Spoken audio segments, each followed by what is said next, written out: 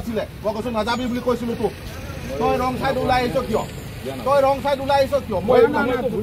গাড়ীখন আকৌ ইফালে কিয় ৰং সাইড তই ওলাই আহিবি তই ৰং সাইড কিয় ওলাই আহিবি মই এইটো কথাটো বুজি আছো তোক বুজাইছো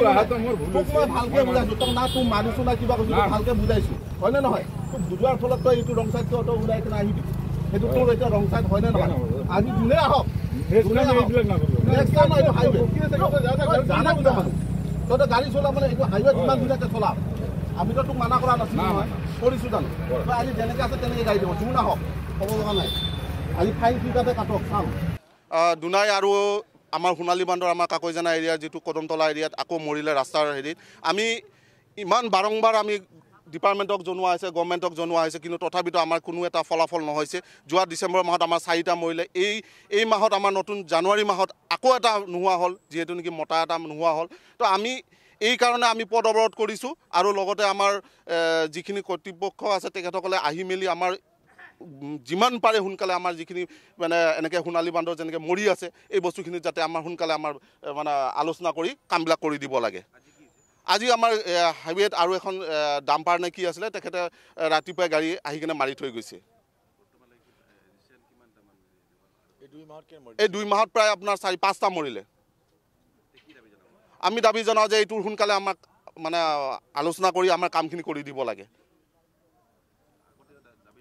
আগতেও আমি দাবী জনোৱা হৈছিলে আগতে আমি দাবী জনোৱাৰ পিছত আমাৰ লাইনৰ কামখিনি কৰি আছে বুলি কৈছে এতিয়ালৈকে লাইনৰ কামখিনি কি কৰিছে আমি নাজানো আৰু কিন্তু হাইৱে অথৰিটিক আমি জনোৱা হৈছিলে যিহেতু নেকি হাইৱে যেতিয়া গভৰ্ণৰ আহিছিলে গভৰ্ণৰ আহোঁতে গোটেই স্পীড ব্ৰেকাৰ উঠাই দিলে উঠাই দিয়াৰ পিছত MVI-বিলাকো আহি কিনে ইয়াত নাথাকে আগতে যেনেকৈ MVI-বিলাক আছিলে ফাইন কাটিছিলে এতিয়ালৈকে আমাৰ ফাইনৰ কোনো প্ৰভিজন নাৰাখে যিকোনো গাড়ী একদম ইমান স্পীডত যায় ইয়াৰ 40 লিমিটেড ৰখাৰ পিছত ইয়াত 80 স্পীডত যায় তো এইটোৰ কাৰণে আমি কওঁ যে তেখেতসকলে আহি কিনে আৰু কাম কৰিব লাগিছিলে এইখিনি নকৰে দুষ্প্ৰাপ্য সোণালী বান্দৰ এনেকুৱা কাৰণবোৰত দ্ৰুতগতিত হ্ৰাস পাইছে নেকি ইয়াত হয় দুষ্প্ৰাপ্য এতিয়া ক'ব গ'লে ইয়াত এনেকুৱা অৱস্থা হৈছে মানে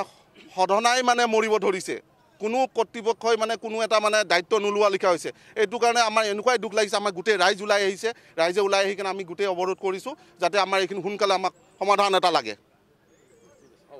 হয় চাওক